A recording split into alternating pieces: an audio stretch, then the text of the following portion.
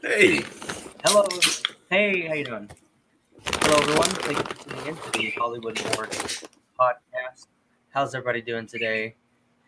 I'm with my good friend and co-host, unofficial co-host. How you doing, Doc? I am doing good.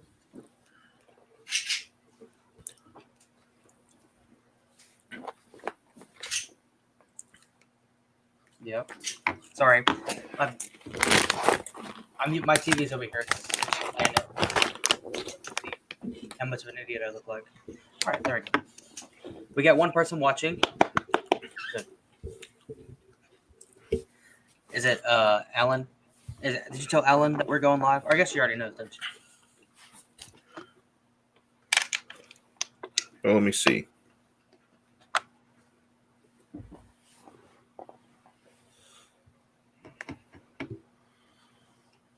But yeah, this is the season 2 premiere of the Hollywood Morgue podcast, starring Doc J from the Rambling Doc J YouTube channel.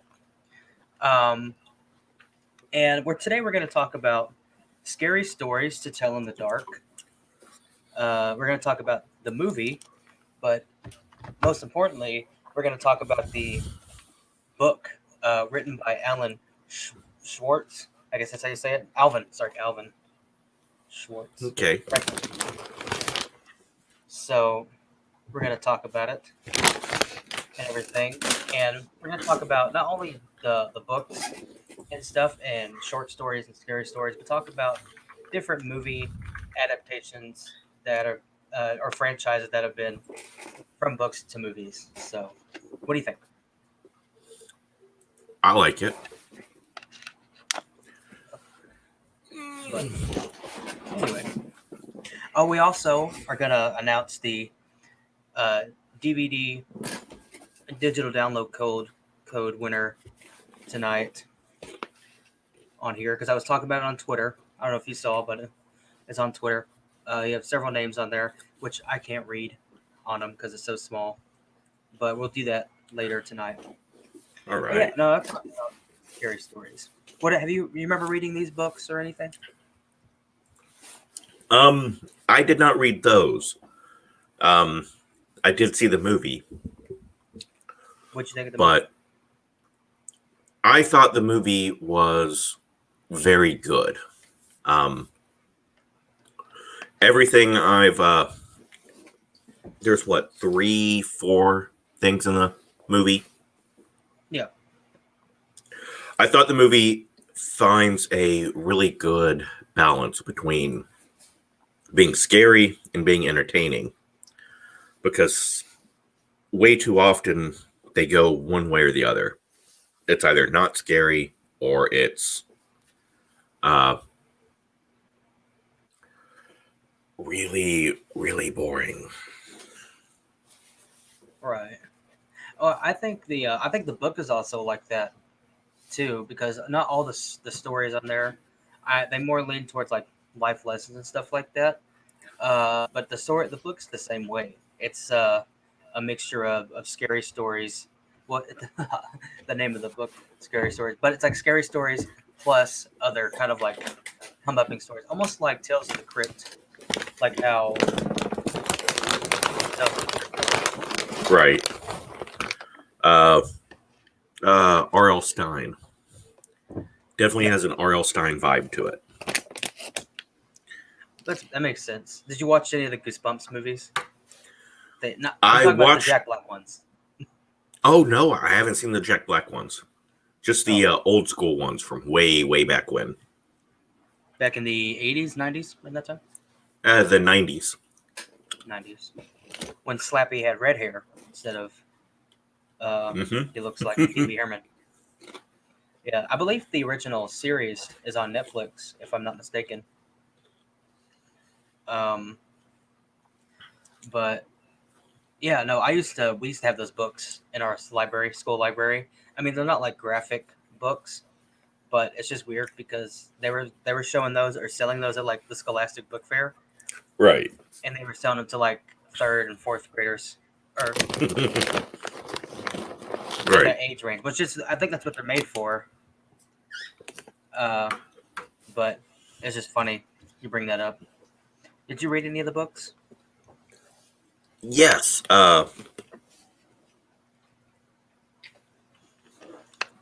The one I read that I always remember, it's like the monkey paw one. This girl gets 3 wishes, and obviously it ends badly, but normally the goosebumps don't end with like a permanently negative thing. But this one, the girl ends up wishing herself into becoming like a bird, and like her entire life is erased. It was like, wow, that was a little dark. Yeah, it is a little dark. But like you said, the monkey's paw. I mean, that's been adapted into movies and stuff like that. Our teacher said when we read the book, and we read the book English. For us, it's English 2, which would be sophomore year in high school. We read that book, and he said the movie's too graphic. We can't watch the movie. So they were all bummed out about it. But kind of like a caution story, like be careful what you wish for, and stuff like that. The new Wonder Woman movie is just the monkey's paw. Yeah, basically, and I think they allude to that too in the movie. I think they even say monkey's paw in the movie. So it's like, good job, guys. Hopefully my chewing's not too loud. No, it was the bag that was like... Ah. Yeah. But anyway. But yeah, scary stories to tell in the dark. It tells different stories. I think he said in the book some of them were not made up, like they were true stories. Kind of like what do you call it? I don't know, it's hard to explain. Oh shit. Sorry. I just knocked something over. And you got water everywhere. Anyway. But yeah, the movie, the books and the stories kind of go, they're kind of similar in a way. The water here, it's kind of weird. They're kind of weird and unique and everything, just like the R.L. Stine books.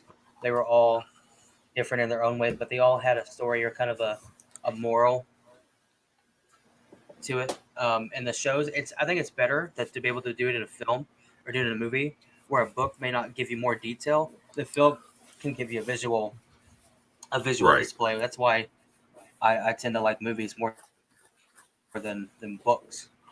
But is there any other movies you can think that have done a better job at showing it on film than they did in?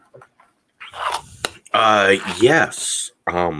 Actually, Children of the Corn is a much better movie than it is a story. Which, it's a Stephen King story, and everyone loves Stephen King, but sometimes it's better on screen.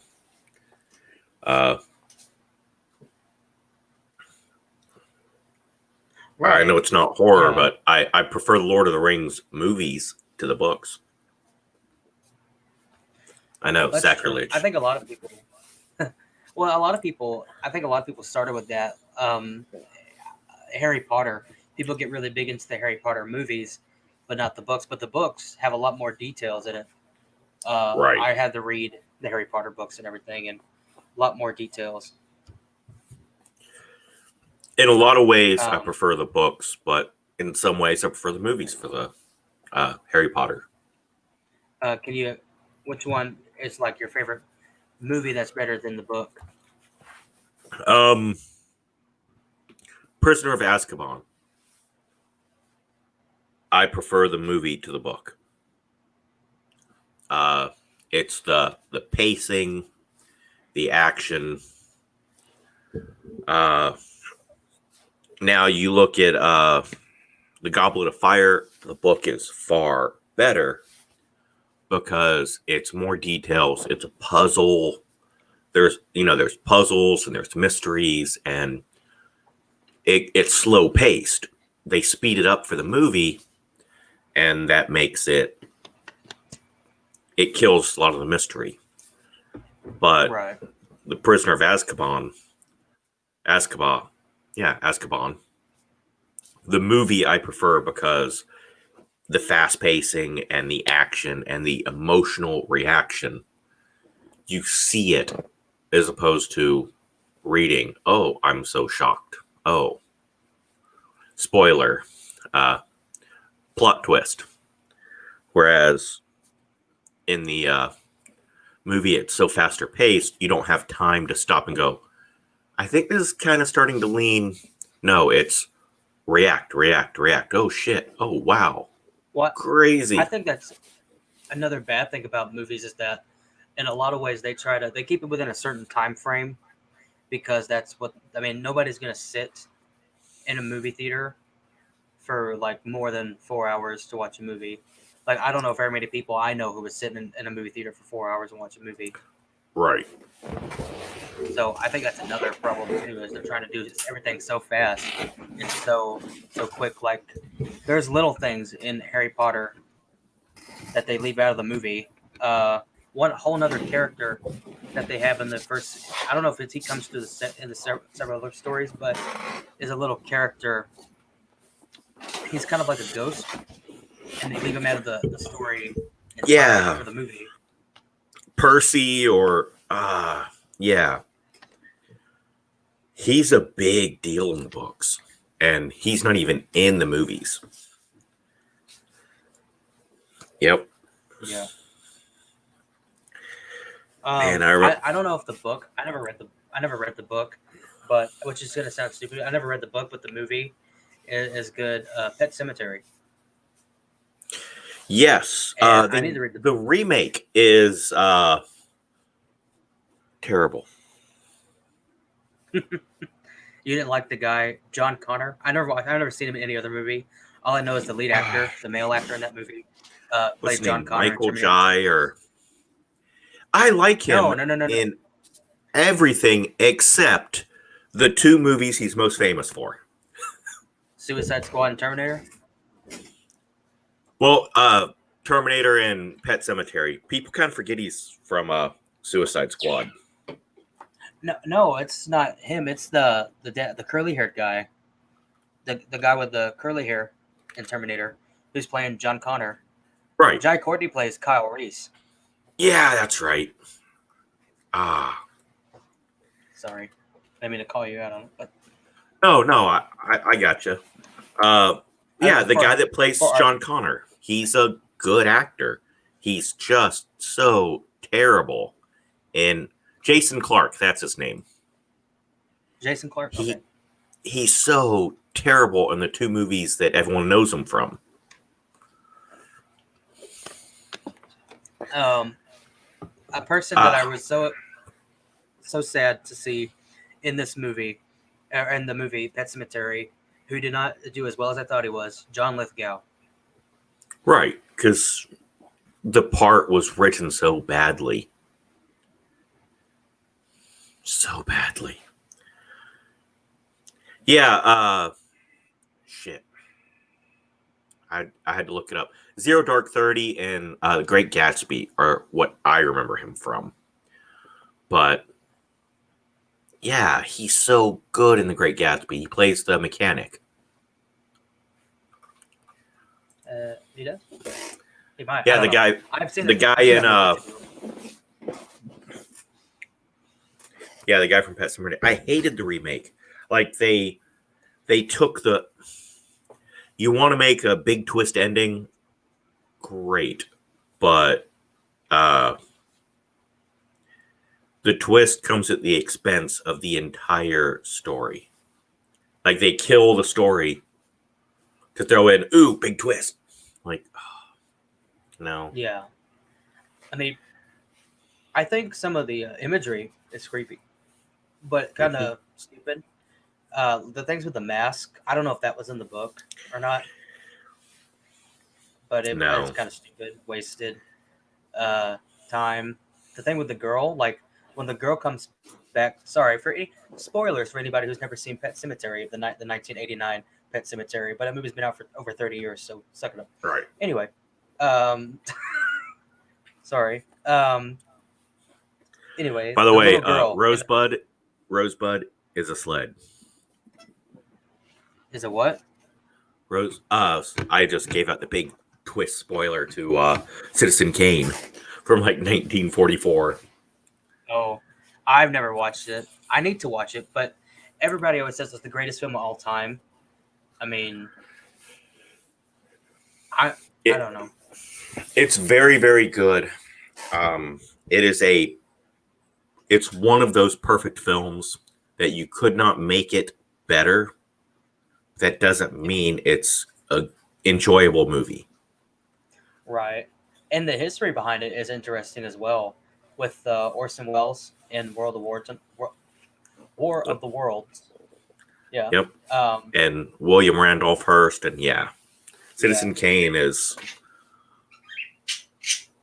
a great movie with a great backstory, but it is boring to a lot of people. yeah. And I think the reason why people watch it, especially people who are film enthusiasts, people who love movies and stuff like that, the only reason I believe they watch it is because it's been drilled in everybody's head for the past 50 years plus that it's the best film of all time. And so when you're told that, of course you want to watch it and everything, and which is fine because I still want to watch it. It's like the same with Casablanca. It's like this movie right here. Got it today at Walmart for $5. It says one of the most iconic films in history is Casablanca with Humphrey Bogart. You know, this sexy man right here. Bogey. Yeah. I mean, people say it's like one of the most iconic movies of all time, one of the best movies of all time. A movie that I think is really good that doesn't get a whole lot of attention. Charlie's Angels, Full Throttle. I mean, one of the best movies of all time. I'm just kidding, but no, I hate when you see like advertisements for movies, like the number one movie in America. You know, it's Yeah. just like I don't know how many movies have said that. Number one movie in America, best comedy of the year, or something like that. Yep.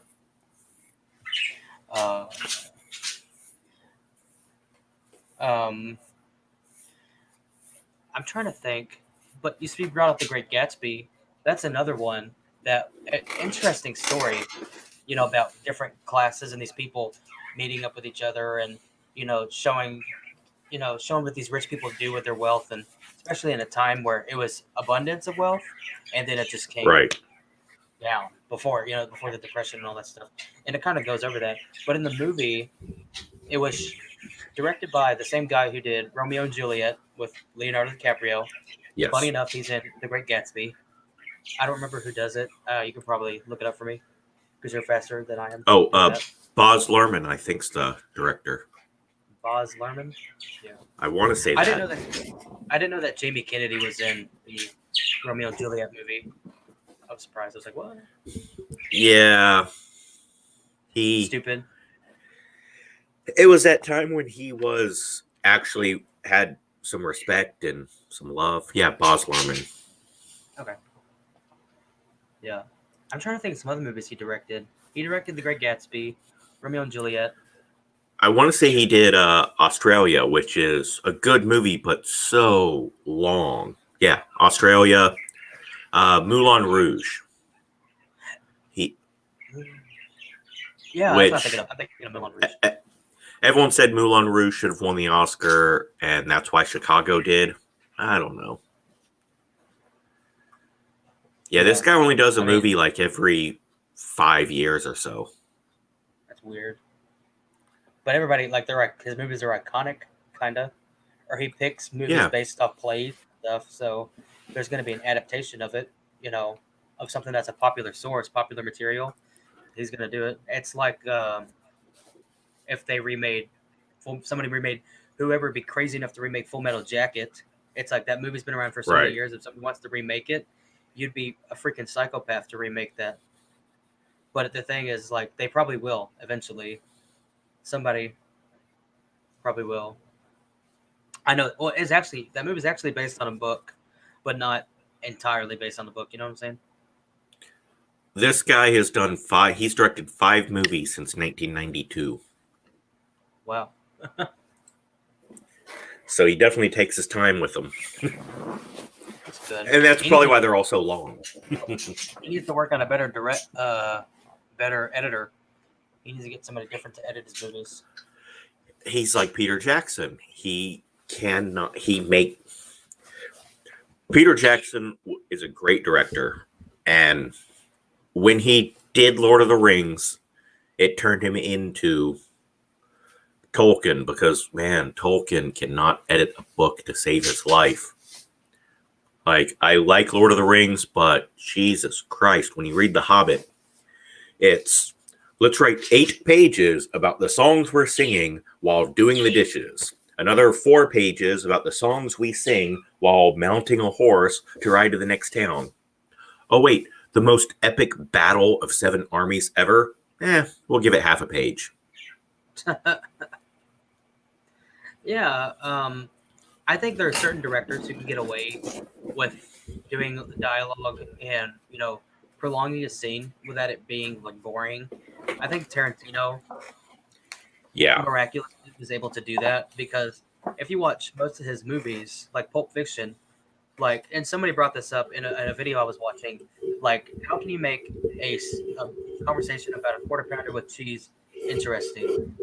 But somehow that scene, it's like kind of a one-off scene, but like that scene is so iconic and everything. It's so iconic and so quotable. And his first movie's that way. A fucking 20-minute scene where they're talking about Madonna, and then they're talking about tipping waitresses. I don't tip. Was it his first movie, or was it in Pulp Fiction? That's his first movie. Reservoir Dogs. Reservoir Dogs. Yep. I need to get that movie.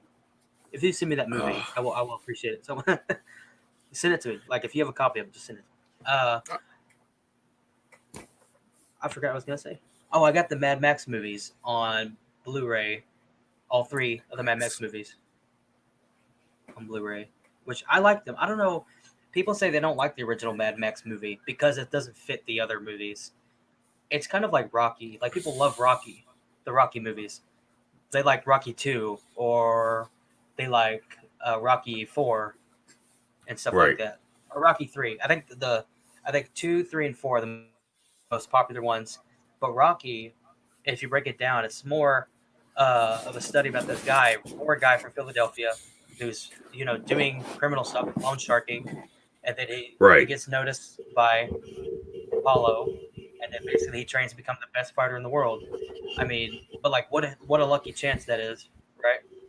I mean, how lucky is he? But it talks about him and his relationship with Adrian. It talks about him when he interacts with people. Like, it's a really nice guy and everything. He's not some meathead fighter, but that's what he does. He does fighting to make money, and he has a big scene with Mickey when he's training and stuff like that. And it's a study about him becoming the best fighter he can be and the best person he can be, while also being a drama about him finding the love of his life and getting through all that. And at the end of it, they have the big fight, which is an amazing fight, by the way. Poorly choreographed because there's several scenes where Apollo's getting beat up and his fist is far away.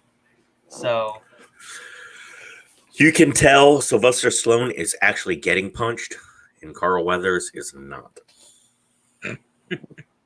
Yeah, but that was also you can tell it's makeup on his face. Yeah, and what do you call it, at the end, because the way his cuts are, like the makeup they had, was not natural at all. But very good. A lot of the Rocky movies were very good. But the first one is more of, like I say, a study about him and his becoming a good fighter. I thought Wonder Woman 84. Sorry, go ahead. Oh no, I was just gonna say Rocky and Rambo are almost identical that way because when you watch the first Rambo, First Blood, that monologue he gives at the end, I mean, it's heartbreaking. And then it made money, it got successful, and they went, all right, now let's turn him into a killing machine. Like the whole first movie is him. I don't want to kill. I don't want violence. You made me this way. And then after that, it's let's kill a bunch of shit. Well, that's a good way to put it. But no, you're completely right because the movie First Blood is based off a book. I forgot who it's by. Is it by Michael? I'm gonna say Michael Crichton, but I don't know if that's right or not. I think it. I don't think it's by someone that well known, but yes, It's by J.R.R. Tolkien. No, I'm trying to think, but no. Anyway, Rambo. David Morrell. Sorry, David Morrell. I have no idea who that is. Is he? I guess he's probably dead now. Is he? It sounds familiar. Oh, he did the movie Creepers. Creepers. I have to check that out. He did the movie? Or I'm sorry, he wrote the book Creepers that got turned into a movie. Nice. Stephen King, I think he got very lucky. And a lot of his books became movies. Although some of them weren't great, like The Langoliers, which if you ever watched that TV miniseries, it's so bad. Like the effects and stuff was bad. They remaking The Stand, which seems like a crappy time to watch it, to make a movie that's about a virus during a virus. So I was looking forward to it until I saw. I'm not gonna jump in and be like, "Oh, they put Amber Heard in it." Oh, did they really? Yeah. She's got a major role in it. Are you fucking serious, man? Sorry. Yeah. I'm mad. No, the part. You know what? The part that, I'm sorry. Amber Heard, she needs to go. She needs to get something. She needs to get fined or something for all the crap she put Johnny Depp through. Hashtag free Johnny Depp. Hashtag give him Jack Sparrow back. Because fuck Amber Heard. I hope she watches this. Because fuck you, Amber Heard. Anyway, sorry, I'm going off that rant. Anyway. They race swapped like a lot of characters. And a lot of times it doesn't matter.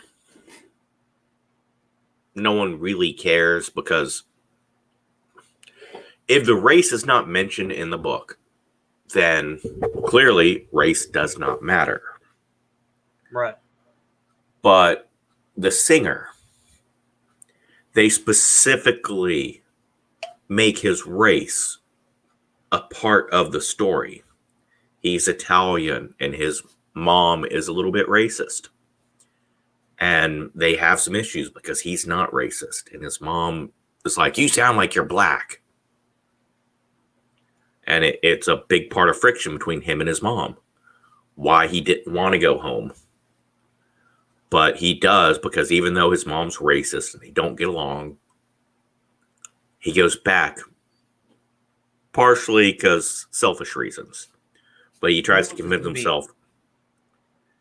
Or when does this take place? Does this take place in 2020? Like, when does this take place? I haven't watched the remake, but it should. The book and the everything takes place in the 80s. Okay. I'm about to say, this is going to sound bad. That makes sense for the 80s because it's, I don't know. I feel like stuff was different back then, but if they tried to do that now, I feel like that would be more insensitive. Right. They were insensitive back then. But well, the fact that I don't know. the character's racist and that's part of the character and why you don't like the character and why even though you kind of feel bad for her, in the end you're like, you know what? Fuck her. She's racist. Yeah. But the new one just made the guy black. So what? He's going to go home and his mom's like, you sound like you're black. No, it changes the character. No, that's stupid. I feel like, well, also I feel like that's how part of the thing is trying to include more people in there, which that kind of feels like I feel pity on you. That would be like them doing James Bond, changing the Daniel Craig is not going to be in James Bond anymore because this is his last movie. No Time Right. to Die is supposed to come out this year, and hold on, and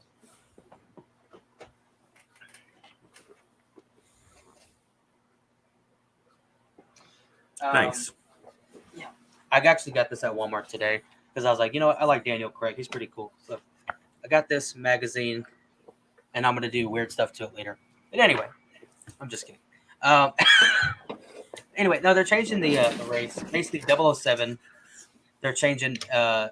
It's gonna be this black girl, which I don't know her name and everything, but they're gonna change James Bond, which I mean, okay, they've changed James Bond before, and they changed the actor and everything, and they went from like they also changed when it was Sean Connery. He kind of went a year or a couple of years off from being James Bond, and then they changed the actor, and then they're like, no, we want Sean Connery back, Right.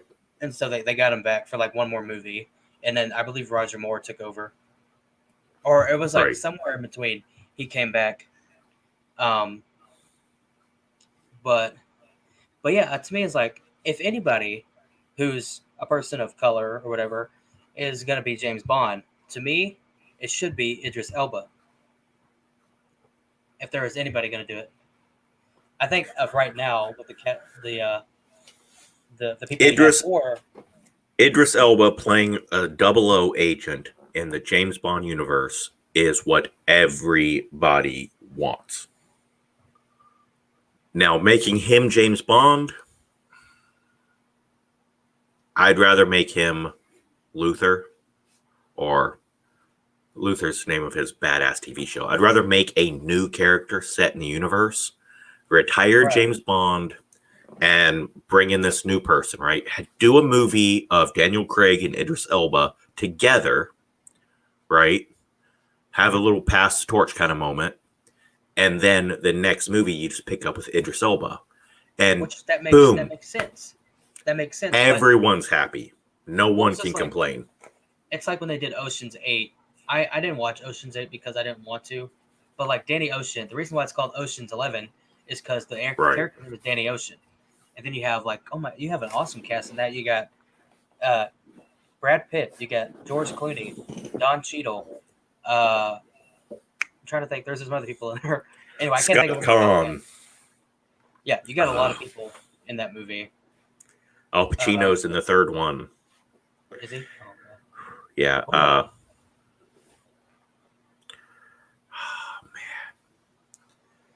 Dude, Bernie Mac. Oh yeah, Bernie Mac. I completely forgot. Sorry, am I yelling? I feel bad. I feel like I'm yelling. No, you're good. Yeah, Bernie Mac. He's funny. He's really good in Transformers. He plays like this kind of karate car salesman, used car salesman or whatever.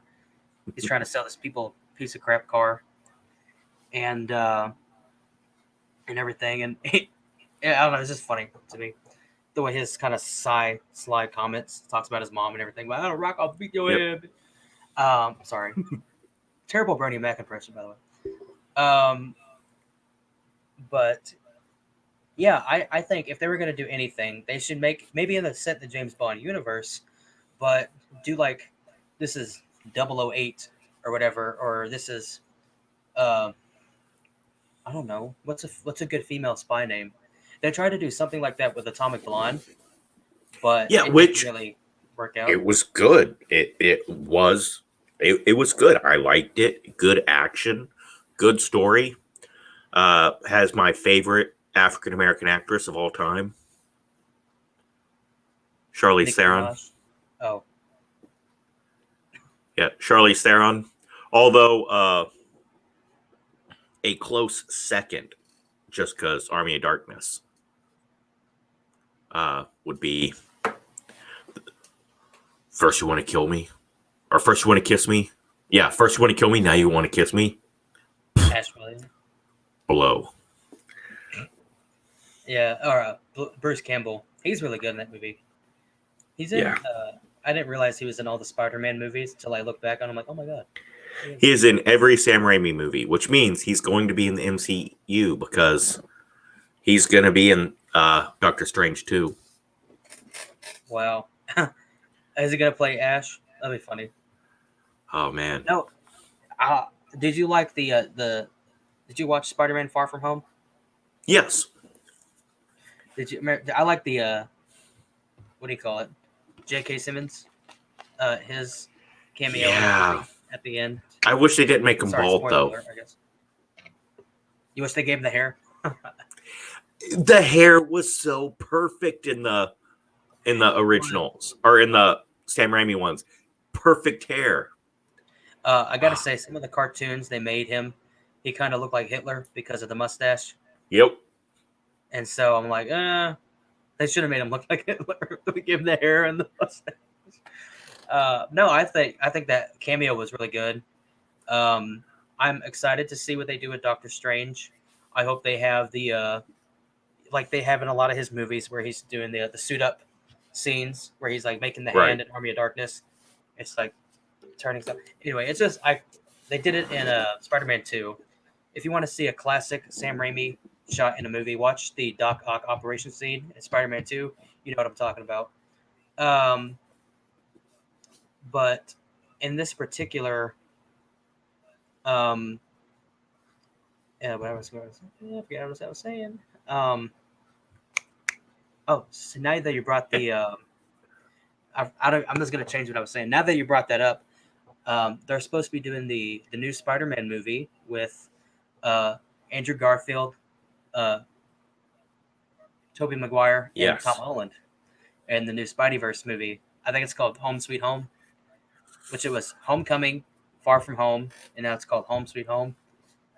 And the fourth Right. one's going to be called Homeless. Um, Ooh, but what do you think about that that? sounds good. Did you watch the Spideyverse movie, the animated one? I did. It's very well made. It pleases the fans a lot.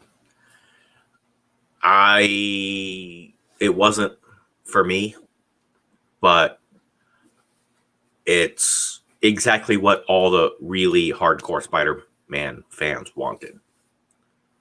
So yeah, it definitely was a smart move. Bringing in all three Spider-Men actors, it could be really cool, and Yeah. it could be really bad.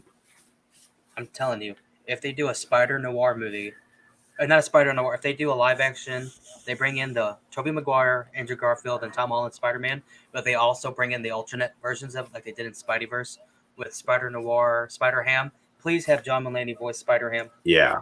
Um, I was thinking that, and what is it? Nicolas Cage. He did the voice of Spider Noir in the Spider Verse movie. Let him do that part, please, please. Because I Man, mean, he didn't really have any lines. he is Hardly such a anything. comic book fan too. He is. He would love it. That'd be a big middle finger to the DC fandom. Instead, he did do Superman, so he's going to be in a Spider-Man movie. Well, he did play Superman in the animated Teen Titans movie.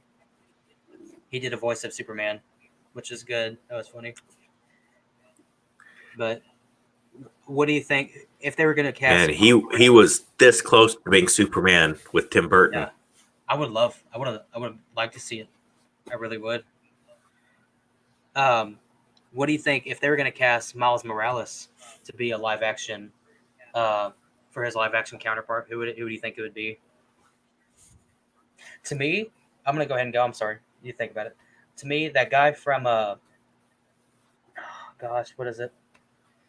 The guy from Fallen World or Fallen Kingdom, Jurassic World.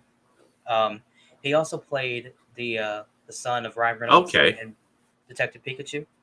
A little bit older, more of a teenager, kind of like Peter Parker, but Peter Parker is a teenager, which is weird. But I don't know. If I was to pick somebody, I think it'd be him to be like a high school version, maybe college version of, of him. I know everybody really wants Donald Glover, He's the and shark. he even plays Miles Morales' uncle in Homecoming. Yeah, he. There's that little scene where the car thief. Yeah, I don't think they should do that. He's too old. Well, also the guy that I mentioned was too But old. But yeah, I'm trying to think, what's some good like hmm. that are black? Okay, the black actors. That sounds bad, but like, what's some good actors that are people of color who could play Miles Morales? Well, you want him to be young. They seem to downplay his Hispanic heritage a lot. Because, I mean, you get an actor who's mixed race, like Zoe Saldana, and they just make her black. It's like, well, she's half black, but No, she's green. generally with mixed race people, they tend to, just with mixed race people, they tend to push the black more than the Hispanic, it seems like. But it's hard to think of someone that age. Well, I mean, in most of the adaptations they make of Miles Morales, he does have an Hispanic heritage, but he is black in the comics. They always predict him as being right, darker complexion. I guess that's like to hammer home, like, oh, it's Black Spider-Man, which sounds bad, but you know, it's I guess a live act. That's where you would have a live action movie, like, or an animated movie, to really tap into that stuff to show both sides of his heritage and his home life and stuff like that. Which they did in Spider-Verse. I mean, his mom was Mexican and his dad was black. Obviously, it's a police officer. Which I think that's a good story to have in a live action version. Okay, his dad has got to be Idris Elba. Put him in every comic book. No, it's actually he played Heimdall. Just put him in every movie there is. Yes. No, he played Heimdall in Thor. Yes, he did. That'd be kind of weird. Did you imagine? He's just Heimdall, but he's Miles' father. Blade, he is the perfect Blade. He's the perfect Blade, because everyone forgets that Blade is British. Idris Elba is the perfect Blade, and they cast Mahershala Ali. And nope, wrong choice. Great actor, love the guy, been following him since the 4400. Big, huge fan. Not for Blade. Sorry, he's skinny. He's not Blade. If you want to go with someone, you want to make Blade American, cool, fine, don't care. Michael Jai White, even better than Wesley Snipes, because he is a major badass. That's cool. Yep. Oh, and he played Spawn. And he's fighting Mike Tyson. Yeah. Is he really? Like in real life, Blade. Yeah, he's going to fight Mike Tyson. He's going to box Mike Tyson in real life. Awesome. Speaking of that, did Mike Tyson ever win that fight against Junior? Or is that like a one punch knockout or anything like that? Or was it a good fight? The one he did with Roy Jones Jr., it was a draw. It was like 5 rounds. It looked like a sparring match among 2 of the greatest boxers of all time. It was great. Wasn't worth the money. Did you watch it? Like if I'd spent... Yes, but I didn't pay for it. Okay. Yeah. No, Mike Tyson, he should play Miles Morales. No, I don't know. He needs to be put in the comic book movie. That would be interesting. He was in Hangover. Speaking of that, I just watched that for the first time the other day, and it was interesting. Definitely not the best. People say it's like one of the best comedies of all time. It was okay. It wasn't the best comedy, best one. To me, it wasn't my favorite one. The first one's very good. The second one, I guess. And then the third one is like, really? You're trying that again? Yeah. Surprising amount of penises in that movie. What, in the third one? All Or of the them. second one? They all have a surprising number of penises. The first one, too. You got the naked Asian guy with a micro penis. Yeah, played by Ken Jeong. Sorry, real doctor, by the way. Yeah. So, I mean, he's making money. I mean, you can have the smallest dick in the world if you got money. But, Which, I mean, you know, maybe he's a grower. not a show. Yeah, makes sense. Speaking of a lot of penis, I watched Boogie Nights again the other day. Still, to me, really good. It looks like, I think it captures the 70s and the feel.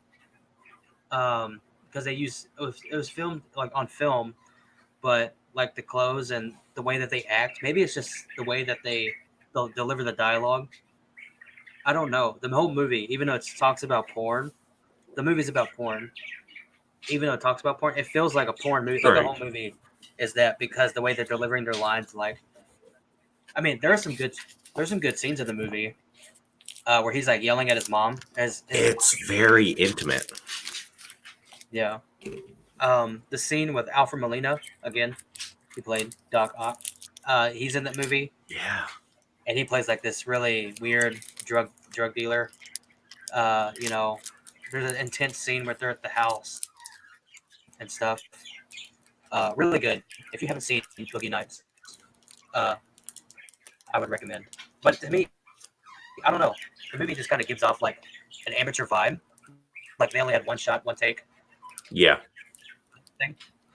But I feel like that's how people. Yeah, they filmed the whole thing handheld. Feels like a handheld 16 millimeter is what they filmed it on. Probably better than 16 millimeter, but yeah. The director, Paul Thomas Anderson, genius. Yeah. Paul Thomas Anderson. But no, to me, I just feel like that's how people would interact in real life. Like, I don't know in the 70s if it was any different, but where he's talking about all of this stuff, like he's talking about, well, like, yeah, that couch is like real important Italian leather, and he's like going through and talking about all the stuff in his clothes and everything, and I'm like, the woman, she's like, obviously a drug addict, and so she's just like, yeah, like just nodding and saying, yeah, I mean that's cool and everything, oh, that's rad and all this stuff, and just agreeing with him. I'm like, that to me that seems like how a drug addict would interact with somebody who's showing him all this stuff and really going really fast. I don't know. I think it's kind of ingenious. But after the New Year's Eve scene, that's where the movie tumbles downhill and you see the downfall of everybody, which is really good. That's like the climax. Yeah. Climax. And then the snowball effect of what happens. Really good. I recommend it. The fireworks, right? Just the random Chinese kid setting off fireworks. Just the tension, right? Each fucking firework just I was feeling it too. Great movie. No, I mean, yeah, I would hate that. I hate the loud sound of fireworks, especially when it's like, but it's also like, I think it's also to simulate like the fireworks are going off, but then they're going to start shooting at people and everything, and there's going to be something that's going to go happen, and it's going to match up. I don't know. Yep. Maybe I'm just reading too deep into it. But speaking of that, whatever happened to that guy? Because the black guy got shot. Like, what happened to the Chinese guy? I want to know. I think he just wanders off. He just disappears. Like, I think he just kind of wanders off. He just like, I think he's just setting off his things, and when the gunfire starts, I think he just deuce. See, That's gotta be weird. I couldn't be around people like that. Because that kid was so high on opium. Yeah. Like, it's what happens though. Like, the drunkest, highest person in the incident somehow just drunkenly or stoned just wanders out of the dangerous situation, and they're the only ones to survive. And then it's like, hey, weren't you there? I don't remember. Seems like it. Maybe I just saw it on the news. I don't know. Yeah, seems like I do remember something about a massive gunfight. I don't know. Well, no, Alpha Melina. What was that? Thursday? That was Tuesday. Thursday. Yeah. Yeah, we were just sitting here. It's a bunch of bright lights, and I was just shooting off fireworks, and then, one thing led to another. Yeah. But no, Alfred Molina in that movie, really good. I never realized he was in Raiders. Was it Raiders of the Lost Ark? Temple of Doom. I believe he was in Temple of Doom. And he plays the guy who is in the temple with Indiana Jones, and he's put as the idol or the dill, and he's putting the rocks on the thing, and the big boulder happened, and he's doing all that stuff. Iconic scene, and I never realized it was him until I looked it up later. Really young in that movie. But anyway, it's amazing how some of these big things from like way back when, and it's like you watch original Ghostbusters and Ron Jeremy's just chilling in the crowd. Yeah. It's like, wait, that's Ron Jeremy. Yeah. Wild. Yeah, I saw that. I was watching. You ever seen the Nostalgia Critic on YouTube? Yeah. He does movie reviews, and he's like 10 things you didn't know about the Ghostbusters. And he's like, thing 10 or thing 9. He's right, Ron Jeremy. And then he's like, thing 8 or whatever, number 8. And I'm like, wow, that is Ron Jeremy. Look at that. Ron Jeremy. I guess rest in peace, his career, and all that stuff, because he's going to jail. Yeah, they Me Too'd him or something. Yeah. I don't know if he's gonna if he's gonna get convicted or not. I don't know. I haven't looked into it much. But I'm just thinking, like, that's his whole life, his whole career is built on that. Like, why would he think he would? Why would he do that? Like, he's going to be doing somebody next week in a shoot. Why is he going to beg for it or demand it? If I was right, if I was him, it's like, that's the last thing I would want to do with somebody. Like, if that's my job, that's the last thing I would want to go do. Yeah, it's a weird situation. Like, the industry itself is so aggressive and coercive. So, I mean, that's the nature of the industry. So, I don't know. Like, it doesn't sit right. There's something off about the stories. Like, there's something missing. I'm not saying he's innocent. I'm not saying he's guilty. I'm just saying there's some missing pieces there. Yeah. Because it doesn't quite fit. Well, it's like, I don't get what with some people that come out so many years later, they say, oh, it could have ruined my career. Like, if people would have came out about Bill Cosby doing all this stuff to them 30 years ago, then you probably would have got more money because he was so popular. Right. And everything. But they're going to wait till he's 70 years old. He can barely walk. He can't even see. And he's on his last leg. And they're going to be like, well, he did this to me in 1979 at a party and stuff. Right. And I just think it's kind of crappy in a way. At least in that situation, it did end up going to the police. What annoys me is this is what happened. Let me call TMZ. Really? Your first call's TMZ? Yeah, my first call would be, I don't know, the police. Just saying. Right. But people know they can make a story, they can make money from it, so that's why. And that's bad. That's the crappy thing. At least, Go ahead. at least Corey Feldman went to the cop. Corey Feldman, all his accusations, he went to the police, reported it to the cops. There's records that he reported it to the cops, and that the cops were like, big time producer, not worried about it.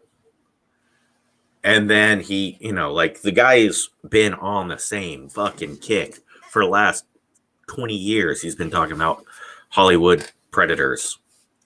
And then it's like, then he puts out that documentary and goes, oh, he's trying to get paid. Dude's been trying to do this forever. Yeah. So yeah, I definitely don't think he's trying to get paid. They made a Lifetime movie about it. It's called The Tale of Two Corys. He has a documentary about, it's called The Rape of Two Corys, which that's an aggressive title. I would hope you. And you should watch it.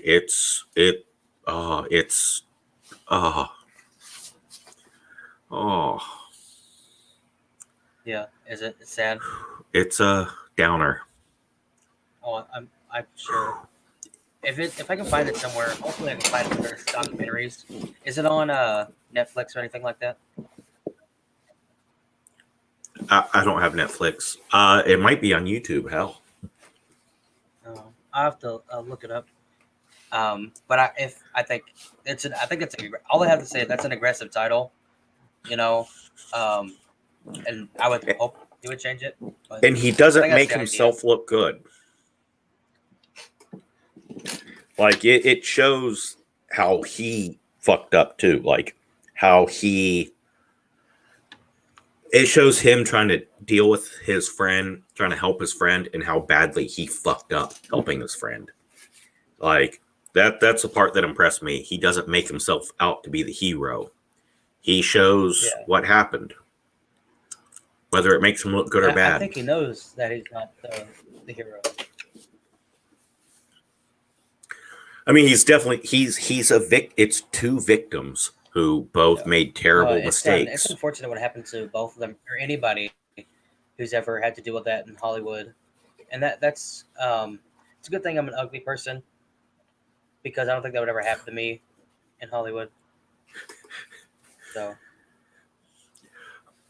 although, if you do get molested, whoever molests you they will get a movie deal with Disney to do Jeepers Creepers 1, 2, and 3, and Powder, and they'll get a long-term contract with Disney after they get out of prison. After they've done it, been convicted of it. Yeah. The Jeepers Creepers movies, he did those movies after he got out of prison, after raping the star of his first movie. That's crazy. Was it? It wasn't Jeepers Creepers, was it? No, sorry. Yeah. No. He raped the star of, I don't know. It's like Clown House or something about clowns. Yeah, the kid apparently quit the movie business. Something about being filmed while being raped is damaging to your mental health. Yeah. Victor, I believe what he's trying to say, or what Doc is saying, guy named, and I hate to call him out by name because, people were telling me that I was shitty for liking Kevin Spacey because of all the stuff that he did, or allegations that came out about him. What I say, I separate the art from the artist, because Kevin Spacey is a damn good actor. He makes really good movies and stuff. Yep. Victor Salva, who was the guy who directed Jeepers Creepers 1, 2, and 3, and several other movies. He did those crappy things, like you said, and I heard about it, but I didn't know what exactly went on. But it's like, if Jeepers Creepers were good, you separate the art from the artist. I love these movies, don't like the director. It's like Roman Polanski. People hate. I was called out for supporting a rapist when I said Roman Polanski. He's a good director, because for directing one of the best. Maybe. Yeah, and somebody's like, "Or you're supporting a rapist," or no. One of the headlines was like there was a headline about him like convicted rapist Roman Polanski was given a lifetime achievement award or something like that. I'm like, really? Not director, Academy Award winning director, or I don't know if he won any Academy Awards, but Right. you know, Academy Award winning director Roman Polanski wins the lifetime achievement award, or you know, director of Rosemary's Baby wins this. I'm like, that's like convicted rapist Roman Polanski. That's ridiculous. It's like that happened to me. It happened so long ago. O.J. Yes. Simpson. O.J. Simpson, first running back ever to rush 2,000 yards. It doesn't matter how many people he murders. It does not go and take away the yardage that he ran. Yeah, he's not a good person. Roman Polanski's not a good person. Still, talented director. Yeah. Calling a spade a spade.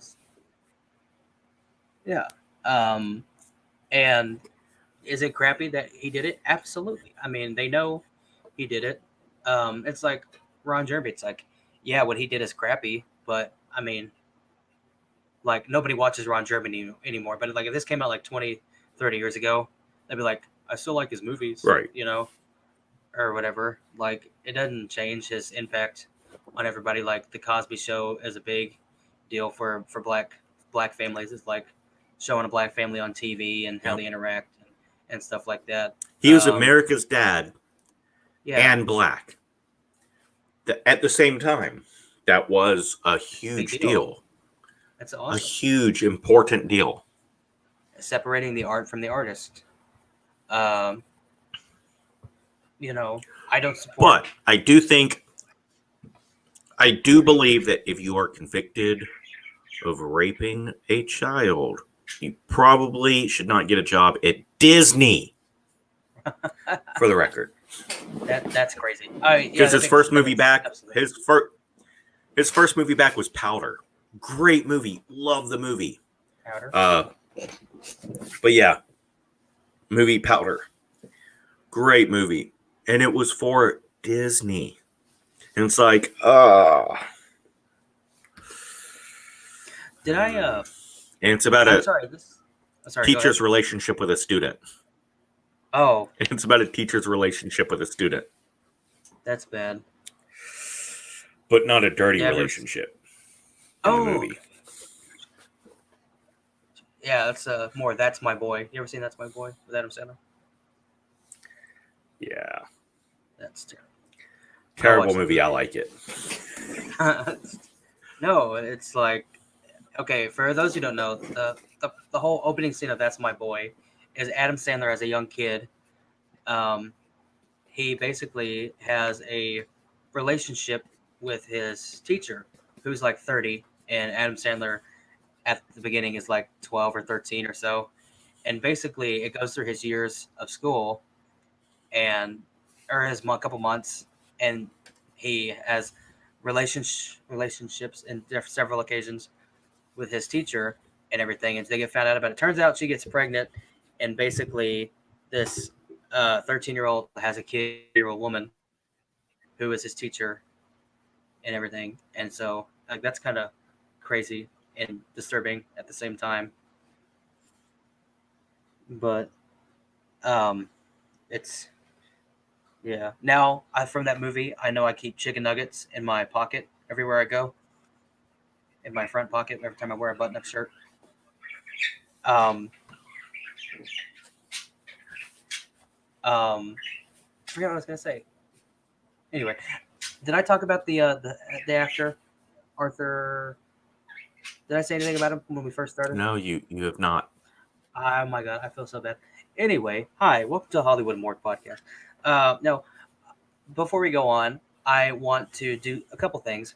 I want to highlight a actor who sadly passed away on this day several years ago in 1990. His name is Arthur Kennedy. He was a old Western actor in the 40s and the 50s. Did several films. I don't know if he was really known or well known, but he left his mark on Hollywood cinema and the golden age of films. And we just want to pay our respects to him. Let's get a rip in the chat for all our one people who are watching. Let's get a just say rest in peace, and thank you for your contributions to the craft and Hollywood. Also, I want to reveal the winner of the digital code giveaway that I posted on Twitter, which I put Doc on there too, because he liked, subscribed, and followed me on Twitter. So he could possibly win. But we're going to go ahead and do that. If this would go on the stream. Got anything you want to add? Big money, no whammy. Whammy. They brought the show back. I can't believe that. They Really? revised it. Oh. Yeah. Well, hopefully they don't get that one guy on who broke the system. Are you talking about the guy who won Jeopardy 30 times? No, on that show, what was it, Breakout, I guess? This guy watched the game. He watched footage of the show over and over until he found out the pattern and got to where he could identify the pattern. And he got on there and he just won every single spin. He was just unstoppable. And eventually they were just like, yeah, you're banned from the game. Well, technically there's nothing in the rules. It's like, yeah, well, yeah.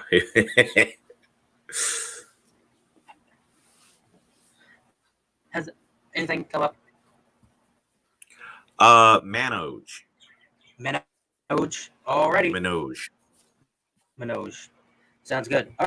Okay. Well, that means Manoj. I don't know how you say it, but if you're watching, you're the winner. Actually, now it changed. Now it says Aloe. Okay. This thing is really slow. Okay. We have a winner, Aloe. Wait. All right. So this is gonna be. We're gonna do it again. This is the official. Spin. Okay. Sorry.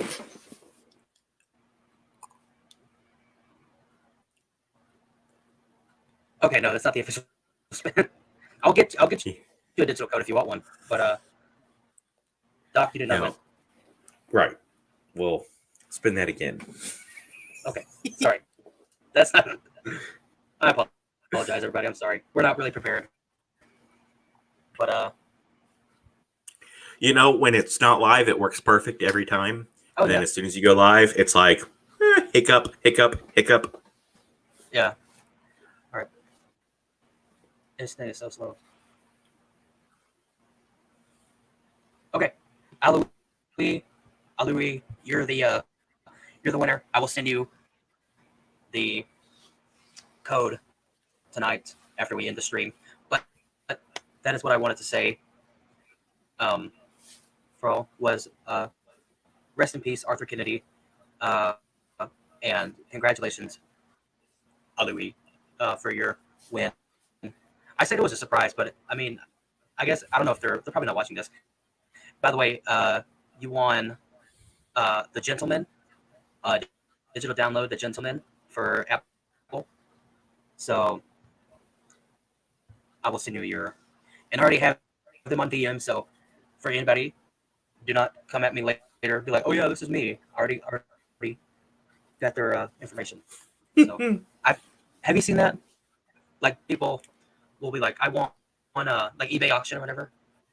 Yeah. And then they'll go make fake accounts and they'll get it or something like that. But The Gentleman, really good. That was the first movie I saw in 2020, and I did my best movies of the year. I put it up, and did you agree with my list, or would you change anything?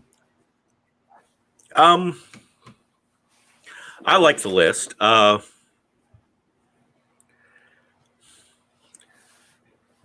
only watched I've watched 2 movies in theater this year. I think only 2. And one was really good and one was really...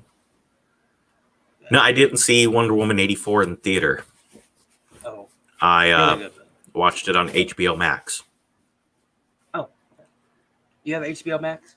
But yeah, it came with something. I'm not sure how long I have it for.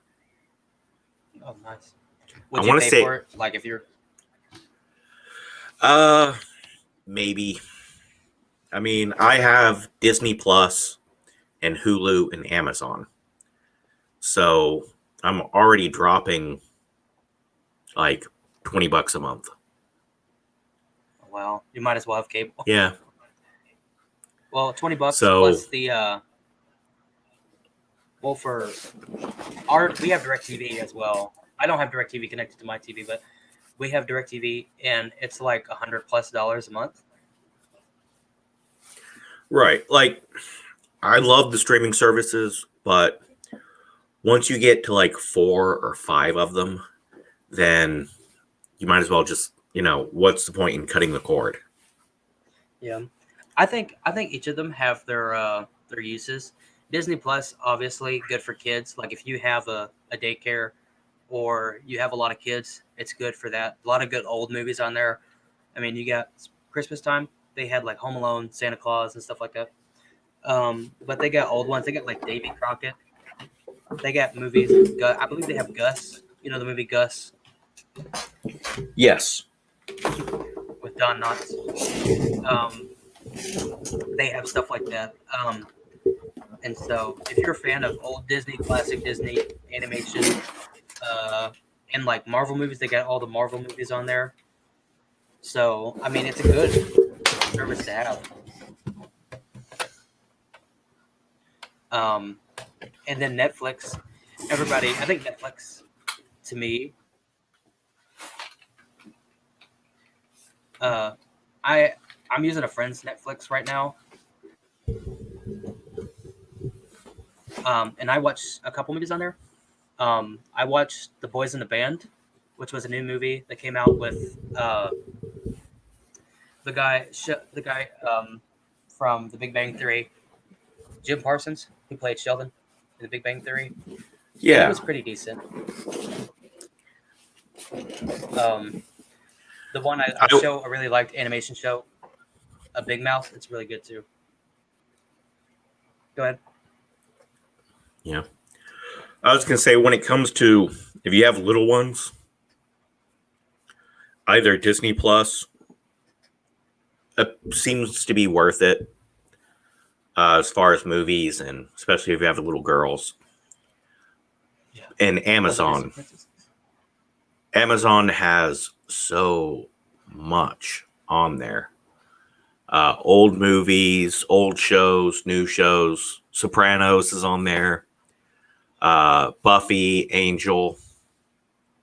I mean, Amazon has so much, and they're the cheapest.